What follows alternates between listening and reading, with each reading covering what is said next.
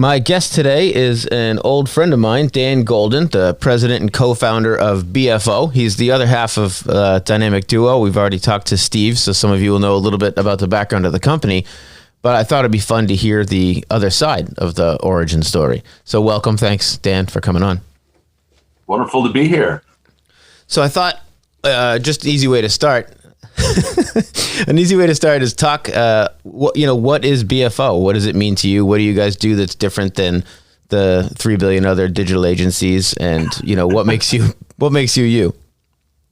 Yeah, well, I think Steve and I built the company that we would want to work for, and the one that we'd want to hire, and that's kind of the lens that we look at all of our decisions, whether it's a small decision of, what's our travel policy for an employee to, as we're servicing our clients, how do we think long-term and say things that are unpopular today for the good of the brand in the long term. Mm-hmm. So I think the reality of it is, it's the intangibles that make all of us different.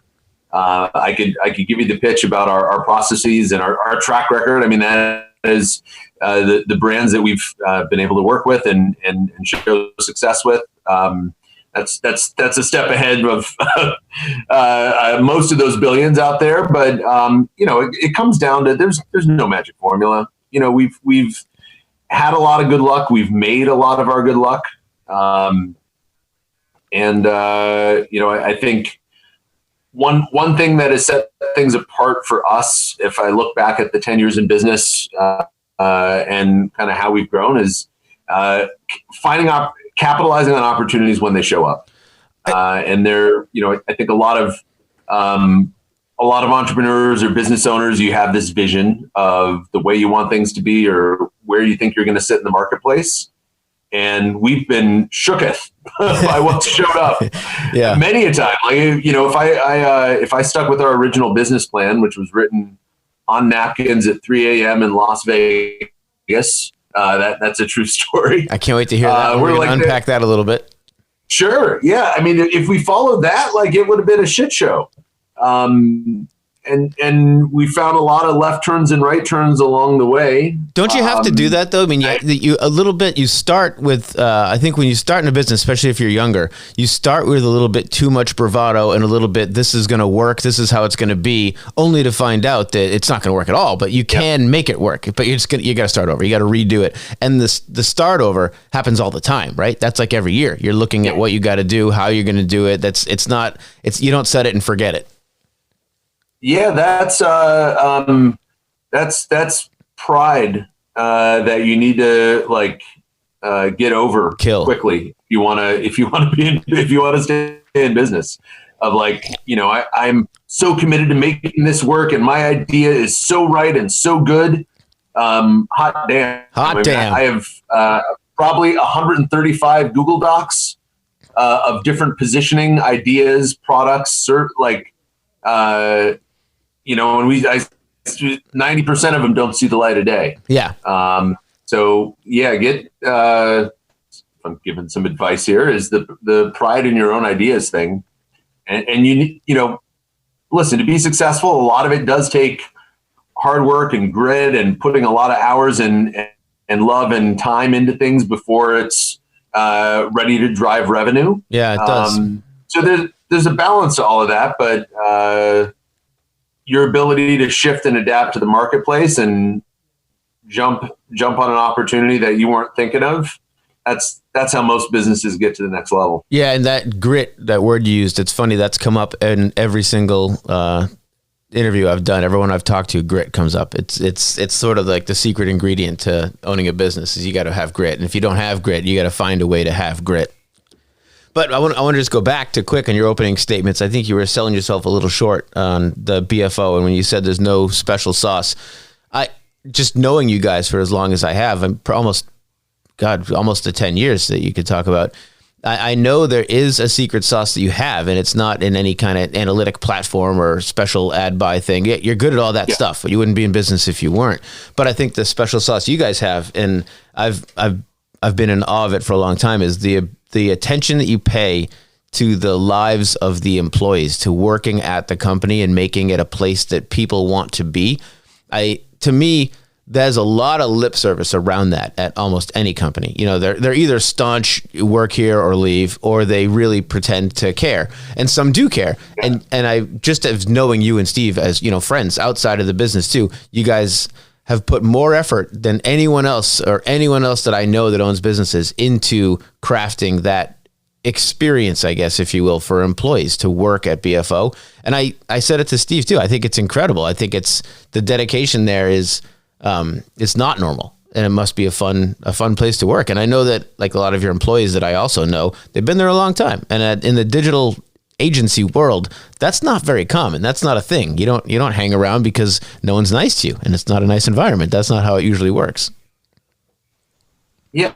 Well, that's compounding that. We're in the client services business, and it's a tough job to be on the agency side, trying to keep clients happy, and when there's 10,000 different numbers that you're accountable for. Yep. And so, yeah, it takes focus, and I can't say that we have it all figured out. And, you know, it's a moving target. And that's one of the things that we've realized. You know, there's sort of been different, you know, as I look at the peaks and valleys of 11 years in business here, we've used to kind of look back like, oh, well, it was really fun when these people were here and we had the office happy hour every day. Mm-hmm. Is just recognizing that, you know, people's needs and wants evolve. You know, we have a remote culture. We have a lot of folks work from home. I'm doing this podcast from the basement because of my home, because I like work from home on Mondays is important to me. Yeah, and it is for a lot of folks here. So. You know, there's all this talk about work-life balance or work-life integration, because there is no balance. And I believe in that.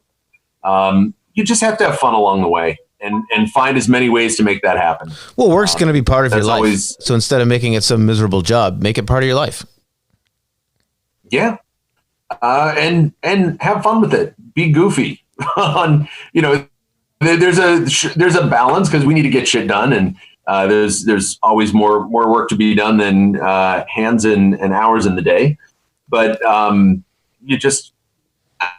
think Steve and I both like having fun, and we try and bring that in as much, as much as we can. And the other thing is recognizing that other people have fun differently than me. Right. And, I think that's where a lot of companies with great intentions, sort of the forced fun aspect of, you know, we're doing team building today. Right. Or happy hour from 4 to 5. You all must stand awkwardly in the hallway, so it looks like we're having fun. Pretend you're friends.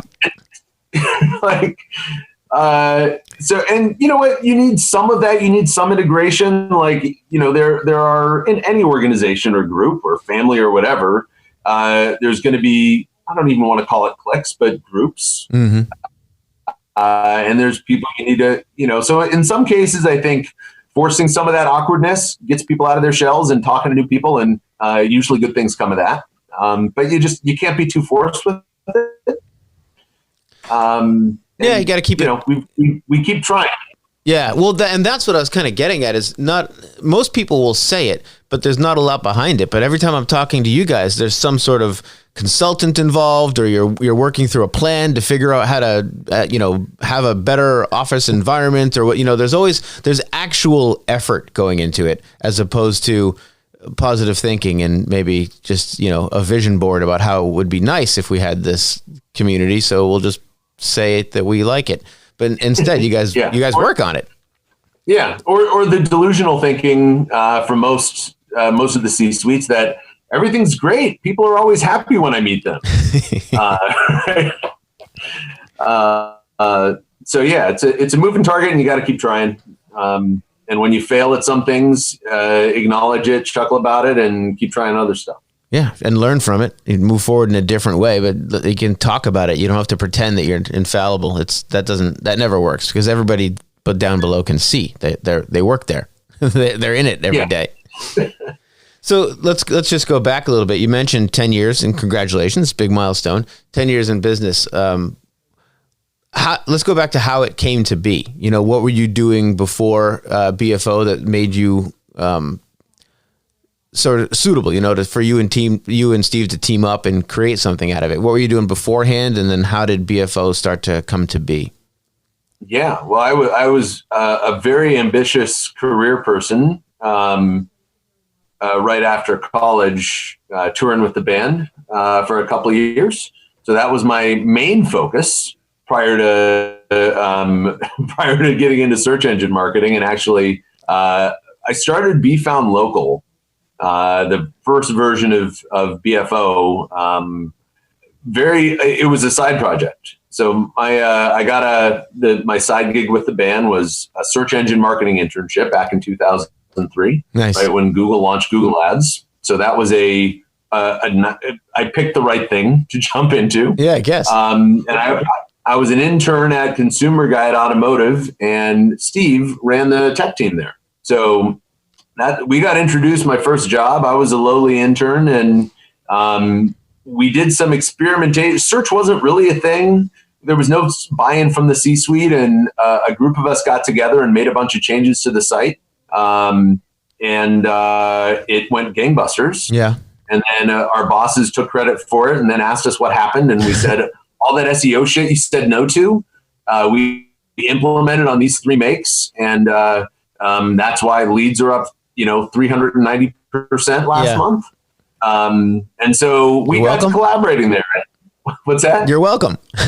You're welcome. Right. And good idea, sir. Yeah. So that's what got us started out. And my brother, I come from a family of entrepreneurs. My dad did all sorts of different things, never actually worked for anybody. My brother has started several companies. And he had just started an energy efficiency company out in California.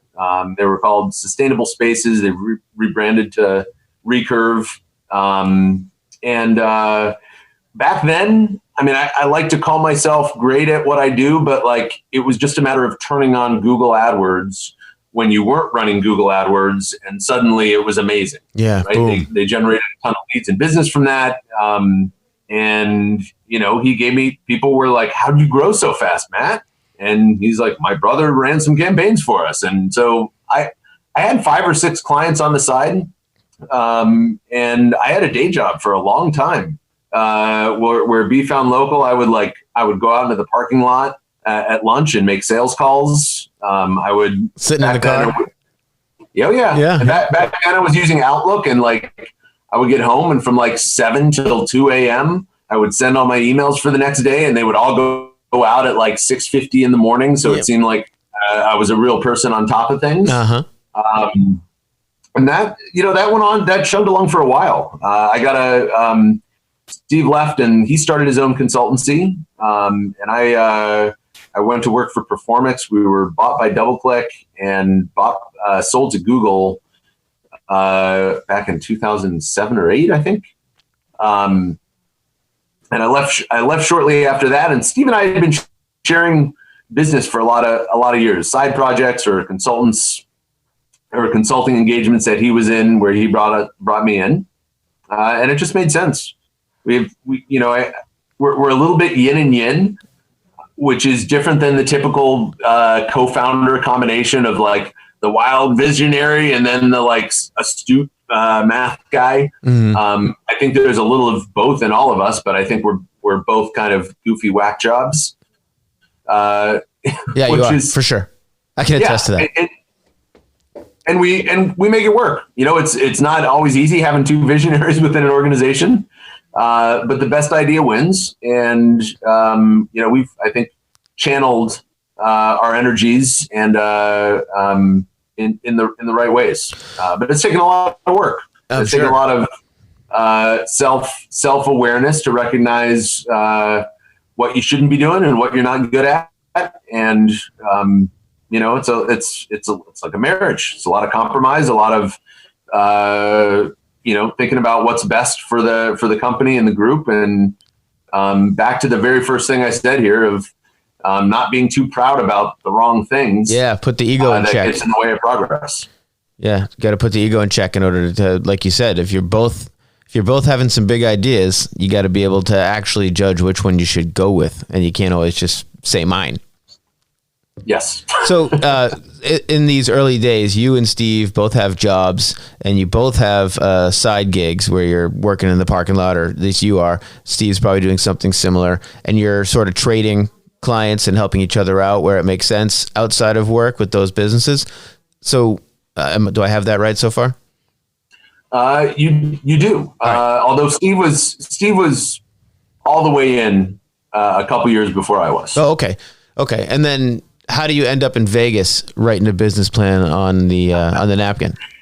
Yes. So one of my first clients, who wasn't my brother, it was another energy. It wasn't really energy efficiency, but there was it was called Marin Outdoor Living. They're no longer in business, but it was a hot tub store out in Marin County. All right. My brother knew the guy.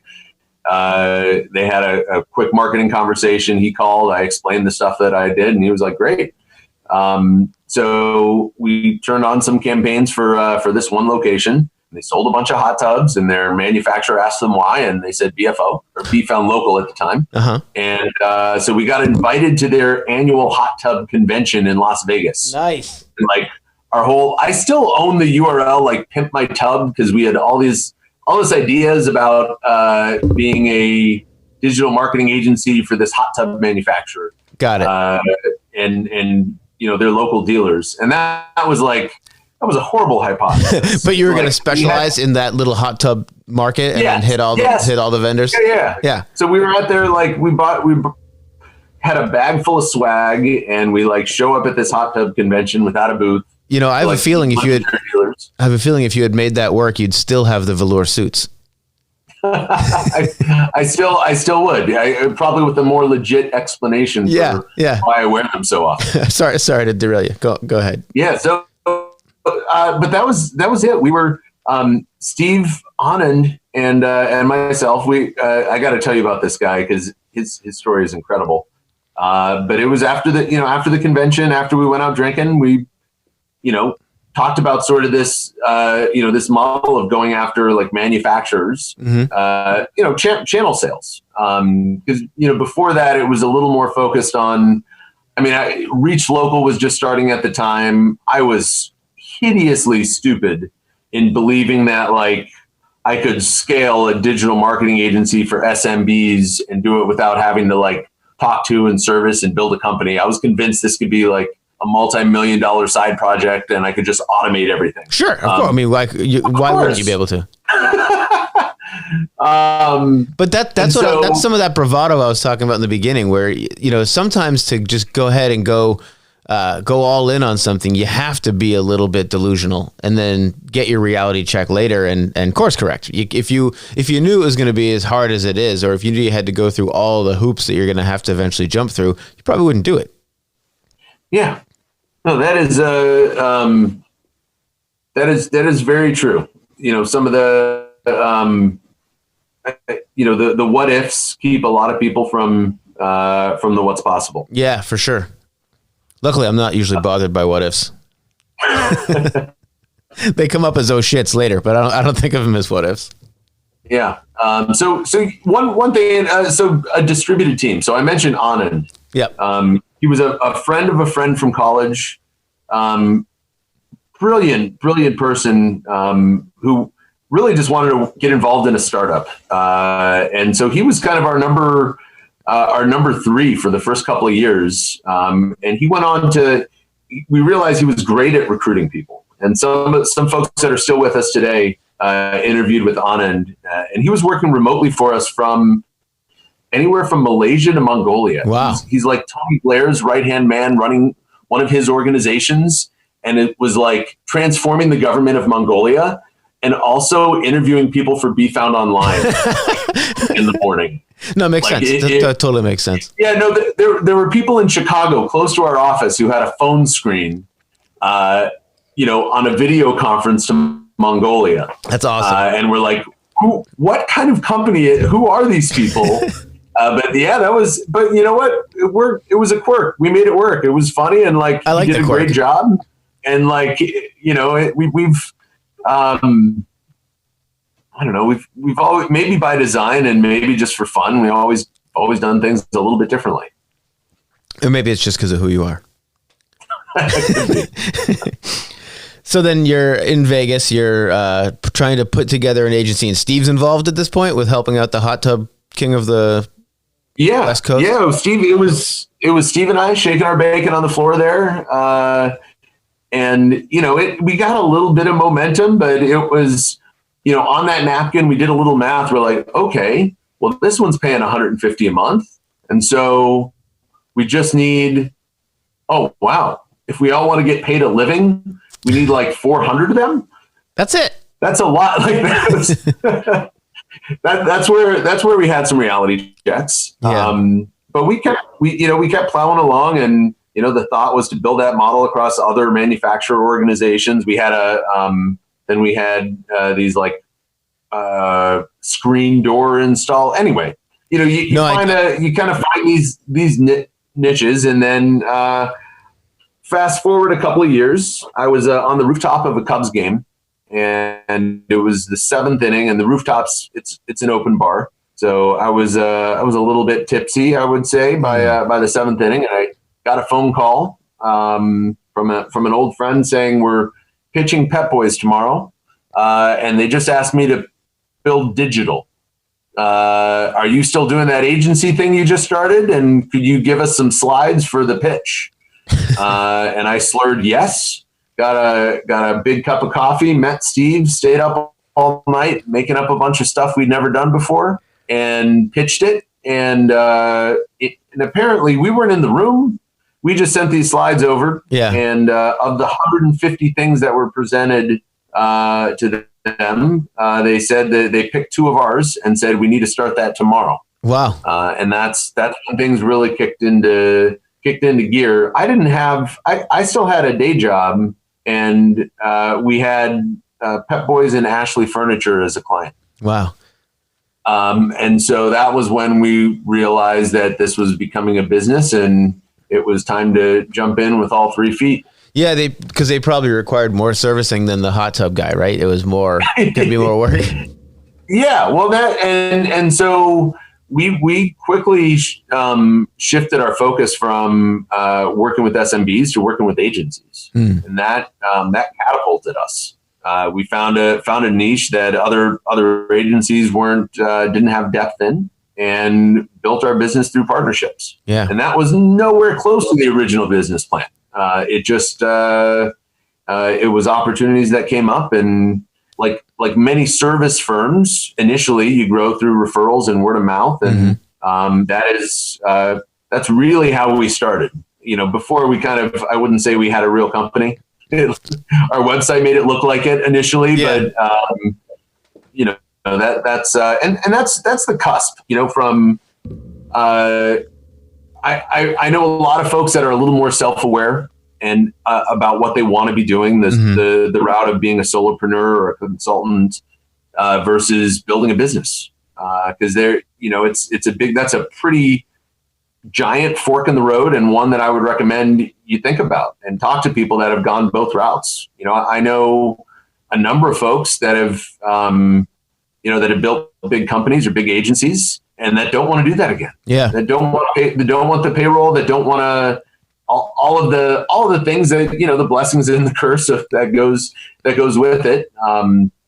You know, some people figure out I just really love doing these strategy sessions, and I don't want to have to, you know, hire a salesperson and an account director and deal with all the things that it takes to scale a company. No doubt. Some people love what they started the business for, not running a business. It's a whole different job. So how long was it going on from having that first, you know, the first Be Found Local assignment and sitting in your car calling on people to calling BFO real? I think 6 or 7 years. I mean, there were years when I was just maintaining a bunch of the freelance clients and or the freelance clients, the original Be Found Local clients. Yeah. And then, so it was around for a while. You know, I think I don't think I ever put it on the shelf. But there were several years when I was kind of learning things at a big agency. Yep. Where it was chugging along, but not, wasn't the grand focus. And so that's, but of course, until I jumped in with 2 feet, it wasn't going to take off. So that's No, but what I was getting at is sometimes that's a necessity, is having 1 foot in and getting your grounds and getting your bearings. And it's not, you don't have to turn the lights on day one and just be all in. For some that's the right way, but for others it's you got to take time. So 6 or 7 years with Be Found Local. How long after you and Steve started talking does Be Found Online? So was he like in the latter half of those years, or was it the whole time? We were dancing the whole time. Okay, so he's got his consultancy on the flip side, and you're doing Be Found Local, and you're working together and just kind of getting to know each other, I guess, and how you work together. Yeah, sharing some opportunities. The very simple line was he was SEO and I was paid. Yeah. So he would, and he is a master of all things SEO. So he had developed a reputation. He would get calls and they would say, "Oh, we need help with our paid search too," and he would bring on Dan. Mm-hmm. And so, there was one. We did that for a couple of years, and it just got the relationship got more serious. Well, and that's kind of how you guys formed in the BFO that I know, was the paid side and the SEO side and everything that comes together for those two. But it was still that way, at least early on.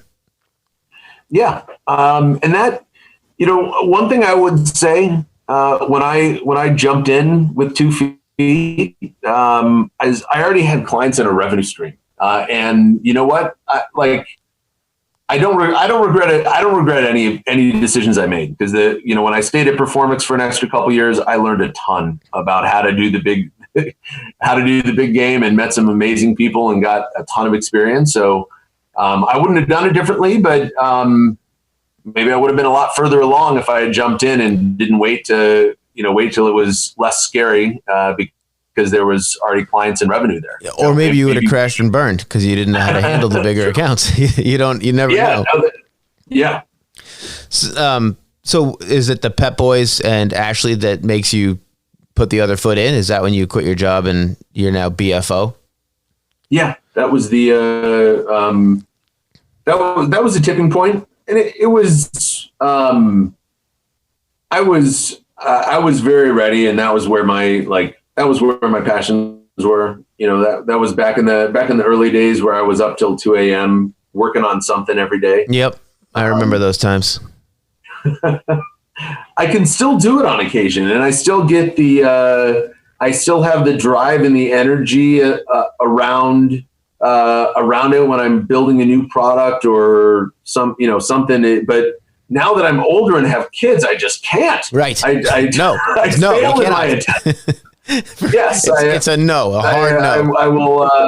I will be discovered on the couch with the laptop open and the eyes closed. Yep. And yeah, I fall the same. I'm victim to the same thing, especially if we're working on something that's outside of the norm or really cool, something that's just a little bit different. I'm guilty of that same, that young type of passion and wanting to work on it more than there are hours in the day. So, but normally that's like 9 o'clock at night now, not 2 o'clock at night. That if the laptop's still open and I'm hammering away instead of going to bed. So. Yeah. What's it like in the early days? It's you two and Pep Boys, right? So how does it take me through the next few stages of how does the business come together? Do you start hiring people out of necessity or because you want it to be a business? How do you start to move forward? Yeah, we hired an intern together, and she became eventually became full-time. Mm-hmm. But it was sort of this like cobbling, the way I look back, I felt like we were cobbling together a fake company, because we didn't have, people weren't on salary yet. We were just we met in this coffee shop. And then we got our friend's apartment. She still lives there. We've been back to the original, but she had a friend had a 3-bedroom apartment, and she worked out in the suburbs during the day.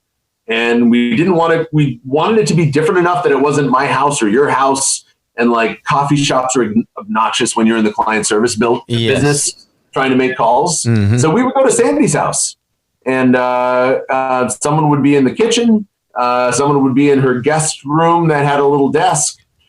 Someone was in the living room in front of the TV, and then she had like a desk over there, and we just turned her house into our office. That's awesome. And if we were still there at 6 when she got home, we had to make her a margarita. Nice. Was the deal. Small price to pay. Yeah. So it was cobbling together, and we hired another couple of remote folks, and we would sort of meet up. And a couple of years after we had smushed our companies together, maybe there was one year after, we got an office, and that's when shit got real. Yeah. Added more responsibility. It's more fun. Yes, a lease. And that there's just so many options for that nowadays. You know, the whole commercial lease for an early stage company. Like I know we could all laugh at WeWork and how they fumbled 2019, but that model, it's a lot more attainable for someone to start a business. Yeah, regardless of the pain they're going through, it created something that's not going to go away, and it's huge for small business, because that I agree. The whole commercial, it used to be such a nightmare. Even going back, so we're 19 years old now, and going back to trying to find office space, it would take so much time to drive around to the places that had ads for commercial space, to tour them all, to figure out what the hell they even mean by all their numbers, because they don't work the same as renting apartments or buying a house or any of that sort of stuff. And I didn't know what it meant. And then trying to figure out how to build the space out to fit people in. It was a total nightmare. Having to decide on they're like, well, would you like a 5-year or a 7-year or a 10-year? And I'm like, what? Yeah, are you kidding me? I want a month to month. Yes. And luckily our first office, we got a 1-year lease, and we filled it up, and we're ready to grow out of it, and ended up finding the perfect space. Rare that you find a place with a 1-year with a 1-year lease. Yeah. That is, we got lucky too early on. We found the building owner was a really cool guy, a nice guy, and he was into small business. So I don't remember, to be honest. So it obviously wasn't that big of a deal how long the term was, whether it was 1, 2, or 3, but he was flexible with it. So we were in that building for probably 5 years, and we were probably in 5 different offices in that building. So we started out with the smallest thing he had, where the door didn't even lock, and it was an upside down door for a desk. And then by the time we moved out of the building, I think we're in 4,000 square feet with cubicles, and kind of, it didn't even look like us anymore. It looked like when I look back, it was all proud moments to build that out and have the space. But looking back now, it looked like an accounting firm that I can't even place myself there. It was too organized and it looked like a business. It didn't even look like something I'd be involved in. Yeah, there were definitely some points along the way where we both had the realization this is kind of like a real business. Yeah. Well, I think that fraud fear you were talking about, where you're cobbling together and trying to pretend you're a real business, I think that's real, because there's time in the beginning where you can do it, but you haven't been doing it for very long or at all, and you've got that in the back of your head, and people are asking, so who are your clients? Well, you, if you sign on the dotted line, but sure, other than that, I don't have any, and that's a reality. And that's a reality that you have to face. And it's not a comfortable position. We can laugh at it now because we're not there anymore, but it's pretty uncomfortable when you have to go through it. But you do have to go through that. You do have to have those growing pains and those uncomfortable moments where you're a bit of a fraud. You're going to be that until you make it work. I think call it optimism or stupidity. I think in my mind, I could do all these things. Oh, for sure. Listen, this goes today to challenging clients or unproven startups of the belief that I am best in class at what I do, and if anybody can make this work, I can, and we can, and we will do everything but we took on clients that were like not viable businesses. And there was no way that this $5,000 paid campaign would give them a monetization model. Right. And it's, there's, so, realizing, what lanes you need to be swimming in and who the good clients are, right? As you start out, anybody with a credit card who wants to hand it to you. Yeah.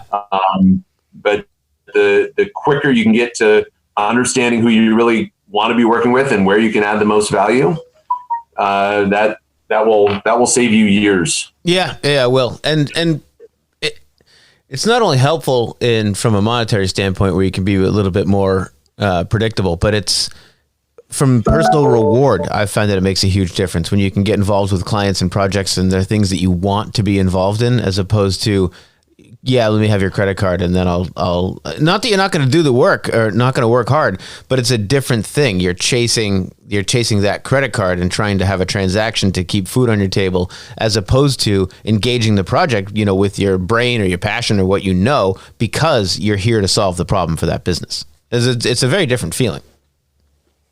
It is. And I would say same thing within your organization. As you get to a certain point, if you're involved in a growing business, like there are things that you've always done. And so you always do them because you've always done them.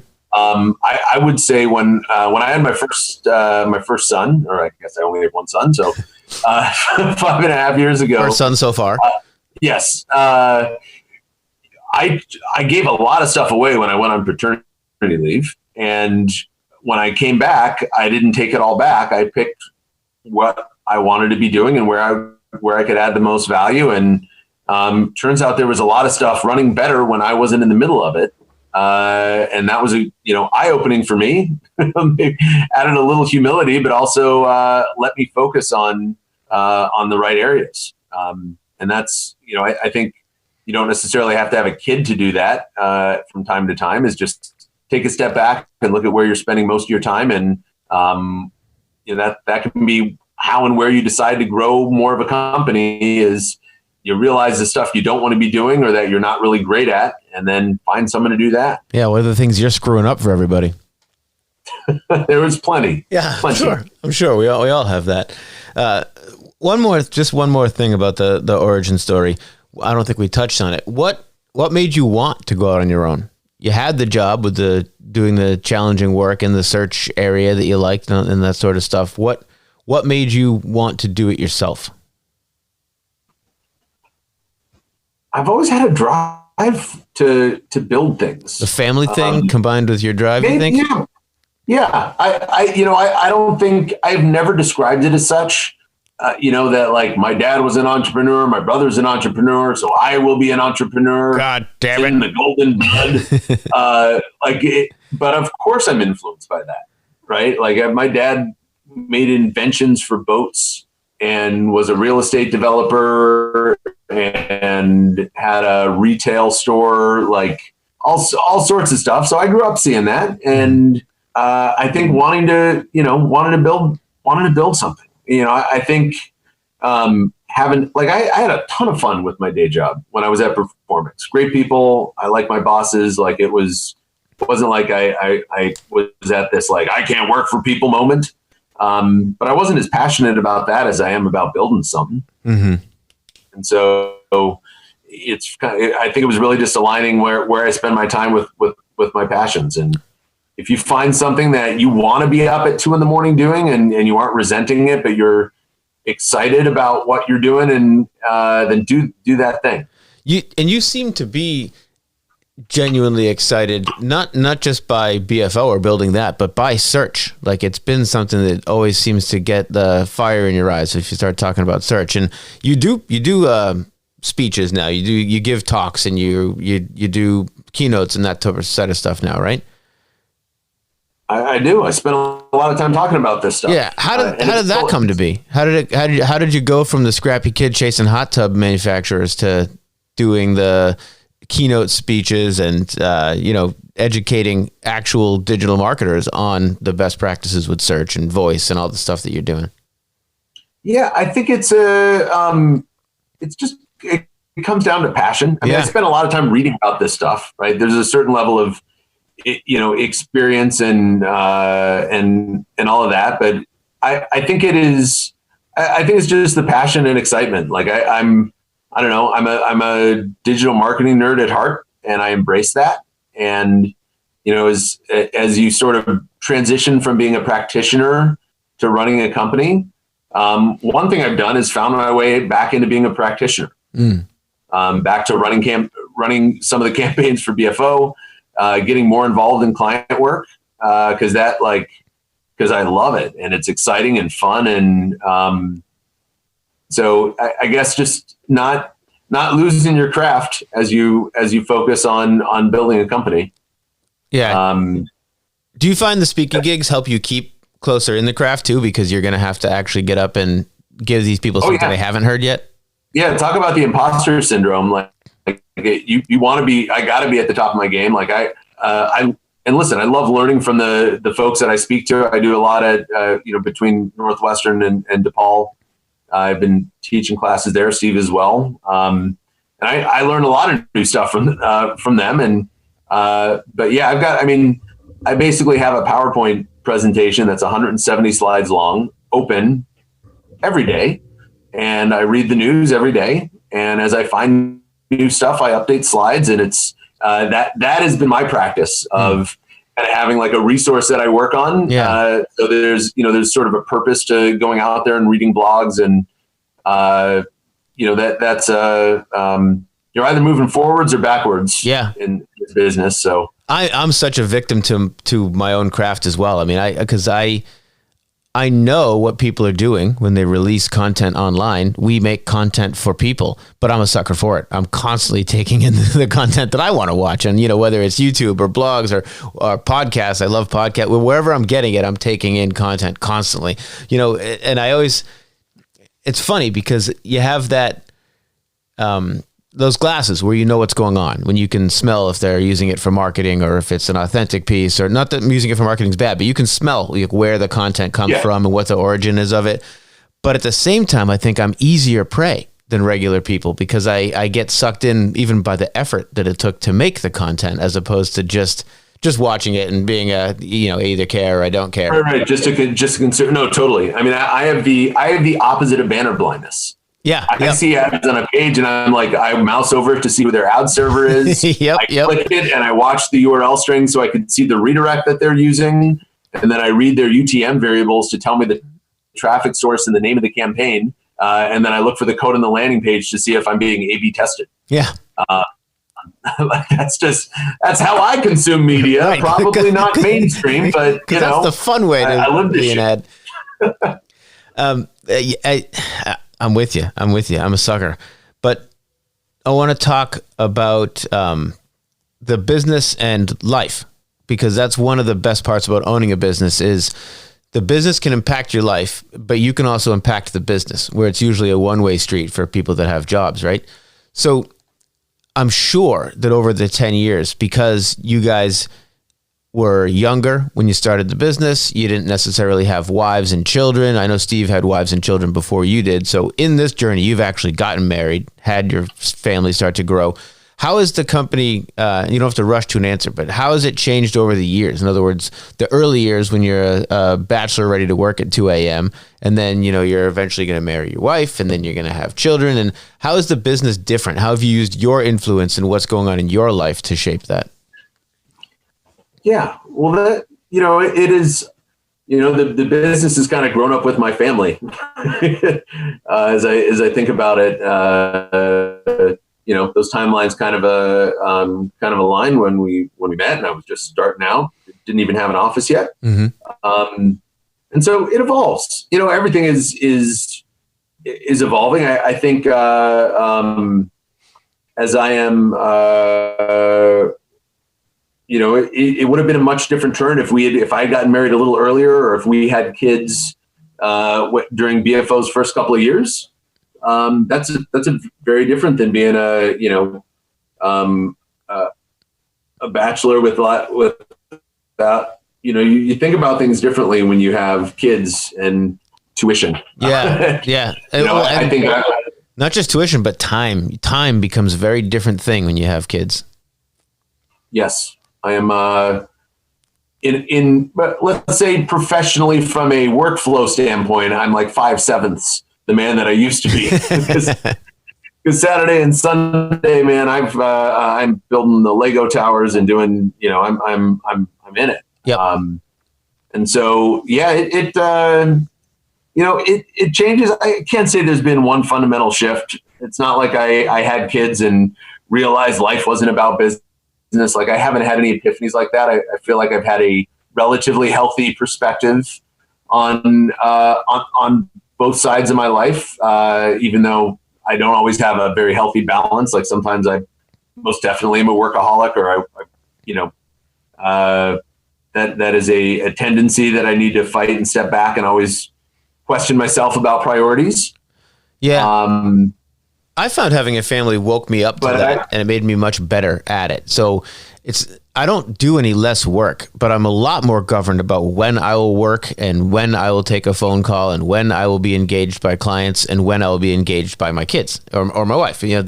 I definitely used to be the classic type A workaholic where I was, even if I wasn't, I always felt and I acted beholden to clients. It was, if you say jump, I'll jump. I was working. If something had to happen, I was going to make it happen right now. Where now I'm a lot more careful. It's still going to happen, and it's going to happen when you need it to happen. But the way I get there is going to be very different. I'm going to craft the path differently because I'm also going to be at the hockey game, the Cub Scout meeting, the snowboard meet, the jiu-jitsu match. I'm going to be at all those things with my kids too. So it's going to have to happen somehow between now and then, but it's going to be more of a ping pong than it is a sprint. Yeah. But I like that. I like that I designed that. It's up to me. That's something that's important to me. So I can work at 9 o'clock after they're asleep. I can do different things where I don't, it's the next level of what you're alluding to with your work at home Mondays, where you can get done what you have to get done. And that's from a personal perspective as well as the work perspective, where if you had to be 9 to 5, which is nowadays 7 to 7 for most people, at a job visible in the office, that takes away a lot of what you can do as far as managing your time, however you best to get it done. You have to just do it while you're there. No, I get so much done on these days, and an average of like 5 to 8 loads of laundry. Yeah, exactly. It doesn't detract from my work. I'm in the basement. It's right here. I'm contributing to my house. It kind of energizes me, in these little 4-minute spurts. And that's the, call it balance, call it, it's shaping. Listen, I'm accountable to my customers. I'm accountable to my employees. I've got, it's not like it's all easy and, maybe I have the freedom of owning a business and making some of these decisions. And I don't think freedom is the word to describe being a business owner when you have all of the responsibilities that go along with it. No, just options, not freedom, but options. Right. It's your choice. It's options. And it's, and it's also, it gives me these options. And frankly, like these are the kinds of options I want my employees to have, right? I don't want this to just be the owner perk we give. And that's, reducing friction in life and just making it easier to we very much openly communicate within BFO when we're going to be gone or out. But nobody's asking for permission about a dental appointment. Right. It's not right. Right. And on the building business and the building things you brought up, you're in a lot of groups, right? Different business or business owner groups and all kinds of different groups. What do you like? Why, I guess, what do you get out of that? Is it the giving back to the group on what you've learned as well as taking lessons from it? I know you spend a lot of time with it. I'm wondering what makes that satisfying. Yeah, it's both. I have compatriots in the digital marketing sphere where we have what I call agency owner therapy sessions, where we don't brag, where it's like we talk about the slog with solidarity, let's say. But other groups, getting outside of the world that I live in, where everything is digital and our output is spreadsheets, talking to someone that builds shoes, or a consulting company, like through Small Giants and Conscious Capitalism and Young Entrepreneurs Council. Like I love talking to other people about it.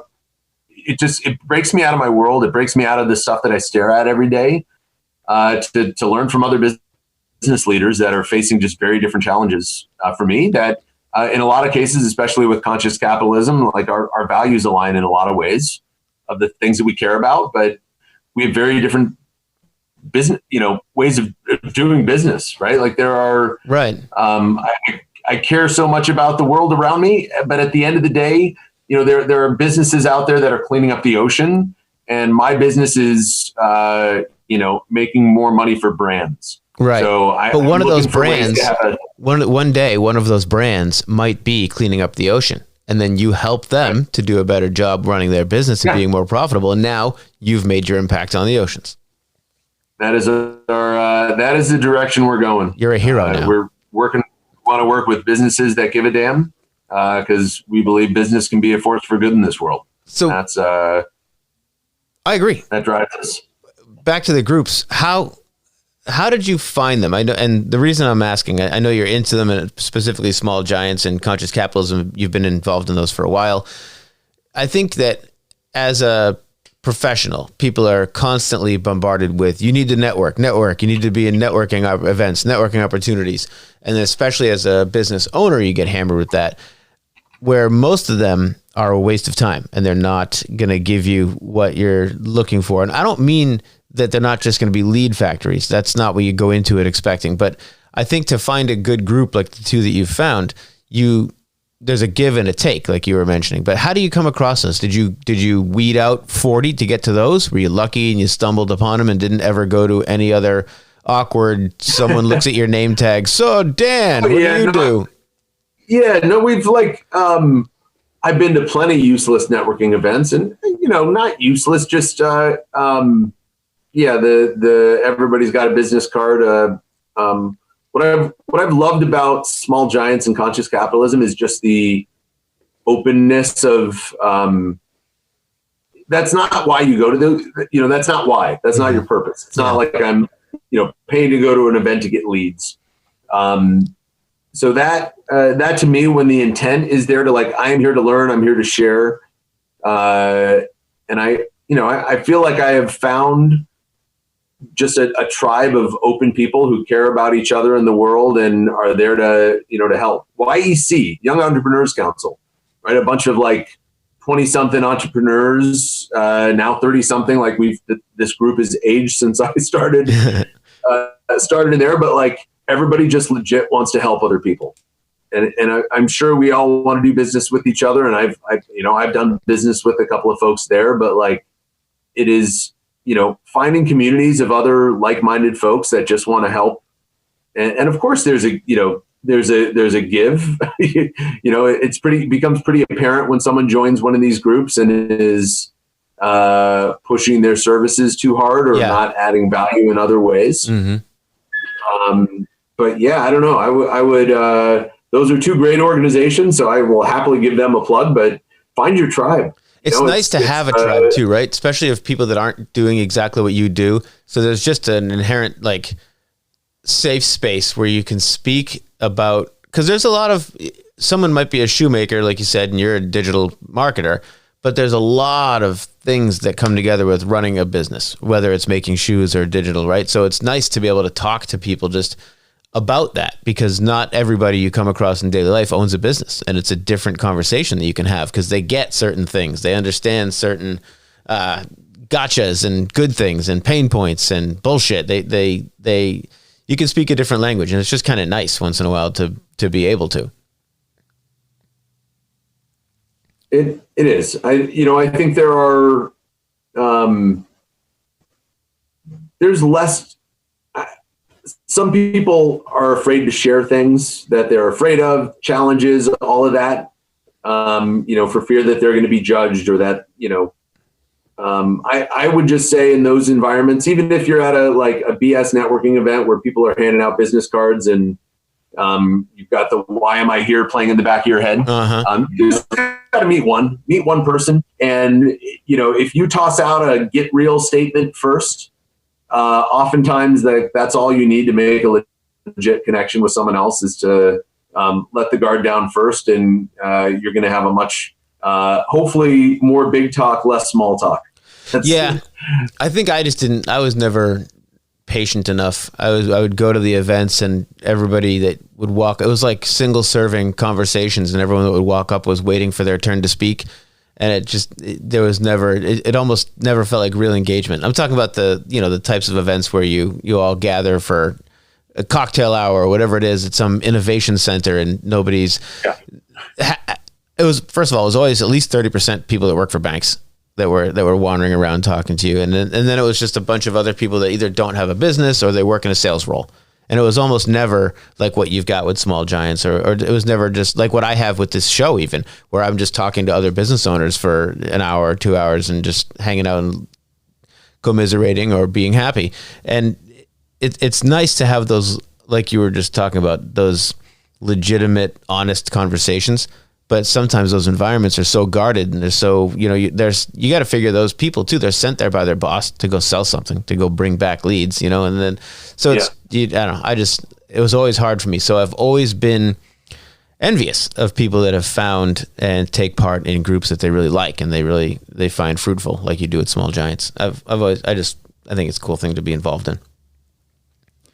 What, has there been anything along the way where it was a big aha lesson or something about owning a business, something that you've kept with you over the years and don't easily forget? You're asking for the grand epiphany. Yeah, I'll tell you what mine was. It's hard to work. It's hard to manage people over time. Like, it's hard to keep people like happy, productive. How, you can insert any word after keep, keep them working, keep them happy, but it's hard. People are the hardest thing in the business. Well, I'm not going to disagree with that. I think my epiphany, and I kind of started out talking about this, is sort of the toucan Sam, follow your nose. Don't be afraid to challenge your initial hypothesis and go where the food is. And eventually, early on, and listen, I believe that we are, maybe we've taken a few too many left and right turns, just chasing the next opportunity. And so not all of those have worked out. But I think that's why we survived and why we've thrived. Is just being nimble and going after opportunities that weren't in your initial hypothesis. Yeah. And even if all the turns aren't beneficial, I think you learn a lot from the maneuvers, so that when the time comes that you have to maneuver, you at least know how, what it feels like. You're like, oh, okay, we know what this is. We can pivot. We can change. As far, you mentioned a bunch of times you like building things. Is there anything else on the horizon outside of BFO? Any other interests you're thinking of pursuing or other things going on in parallel? Yeah. Well, there's a few. I've been building things within BFO the last couple of years, and that's been like what? I would say that has re-energized me. I've for our B2B practice, I built LinkedIn 360, which is our approach to account-based marketing and bridging the gap between sales and marketing. So some of that is just building stuff within your own company.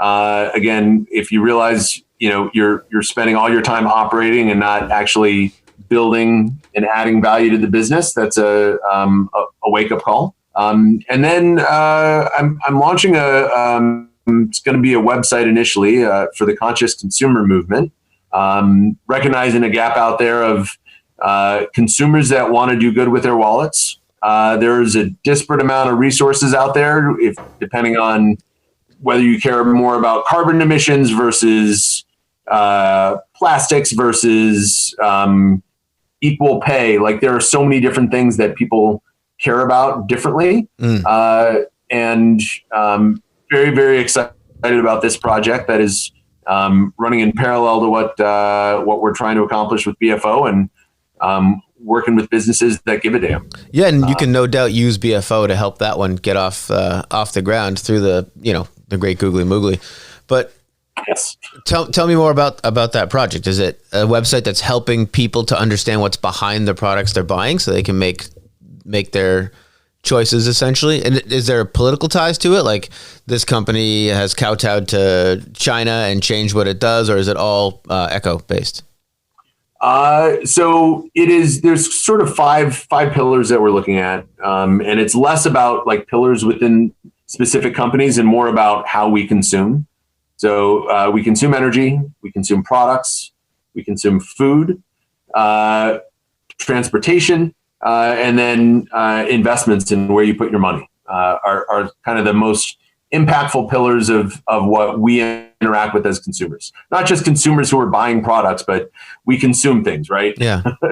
As people. So there's different resources out there. Like my goal right now, initially, it's going to be a content platform, serving up inspiring content. And there are apps and services and businesses that are built around each of these pillars today.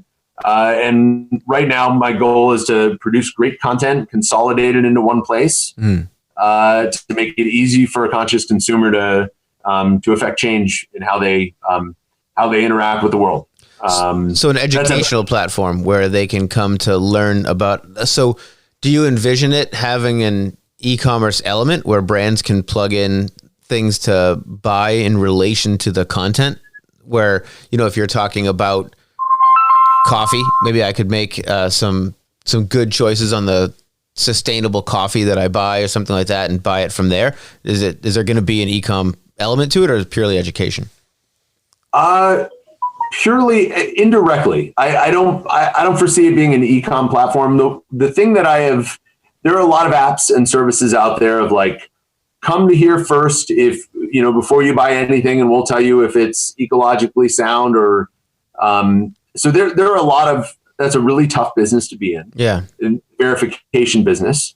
And so there are a lot of resources out there already. The thing that we are hoping to build as sort of the phase two is a lens onto your own buying and purchasing habits. So similar to Mint, right, where you connect your credit card accounts. Yeah.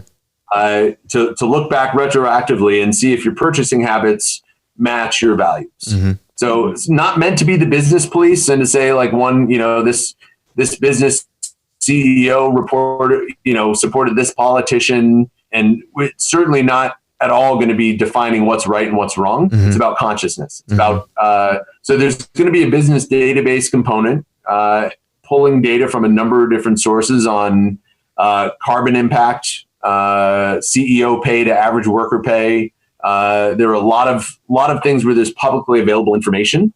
So the goal is to help a consumer look at where they've spent their money and affect change. Yeah, that's cool. On the investment side, right?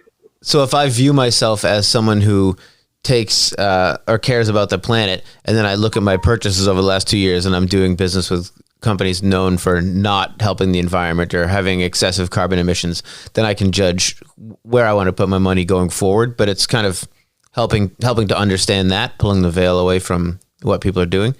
Not in a vilifying way, just in an educational way where yeah. So you can be conscious. That's the that is the purpose. When's that launching? Oh boy, I was telling everybody by the end of last year. Oh, so, good. We're a couple of months away, and the initial piece, we've got a newsletter that I've curated from a bunch of other sources. So the initial plan is to be a source of valuable information about how you can do better in this world with where you put your money. So it's not a business as much as it's a passion project. You just want to help get this information out there. It is a passion project, but there are a lot of business components to this later on in the evolution. So the conscious investing, to be able to look into your mutual funds and portfolios and tell you where you're invested. Mm-hmm. that does not align with your values there, and then making recommendations on how you can make better decisions. So whether it's the affiliate model or whether there are a number of different business components that can come out of this. But as I've kind of learned with BFO, there's a lot of different directions this could go, and it's about launching it and building on that momentum and following where we see success and traction. That's fun. And then you're also, you said you're following a similar path with BFO moving forward. You're trying to do business more and more with clients that you match, not personalities, but what's important. Values. Yeah, values. Yeah. And it is, I tell you, as you're going through like prospecting, that's a really tough thing to look up. It's easy to see employee count and revenue size of companies. But that is that is our focus. We want to impact the world by impacting companies that are impacting the world. And it's great. How is that message received by your employees? Was everyone like, yay, or like, oh, great. So now we can't sell to half the people we were already working on, or, is it an eye roll and then they get there, or was everybody on board? People are really excited about this direction. And we're also just realistic about it, that this is an evolution, and that, no, this doesn't mean that we're firing every client that we don't think matches this certain criteria. And one thing that I've learned from the conscious capitalism movement around inclusivity is there's a spectrum, right? There's never any perfect business that's doing all the green things right. Right. So we want to be welcoming to companies that are maybe have a 100-year-old supply chain and they can't just switch to being all organic next week. Right. But that they're recognizing that companies are taking steps to move in the right direction. So yeah, that is it is an evolution, but it is now our focus, and I'm very excited about that. That's awesome. That's a perfect place to end this. We're actually over an hour already, so I can let you get back to your 8 loads of laundry / taking over the world in your velour jumpsuit. Do anything else you want to touch on or talk about before we go? I don't think so. I guess I am, as you mentioned, the audience here is people that are considering starting a business and when and where to take the plunge. So happy to share war stories or give my 2 cents. It's not just a clever name. I can be found online. Anybody listening here who made it this far, thank you. Appreciate it. And feel free to reach out. I'm always happy to be a resource or lend an idea or two, because I have plenty. Awesome. On that note, we'll just follow up and do another show in like a year and find out how the platform comes together and how all your new clients are doing good around the world. Love it. All right.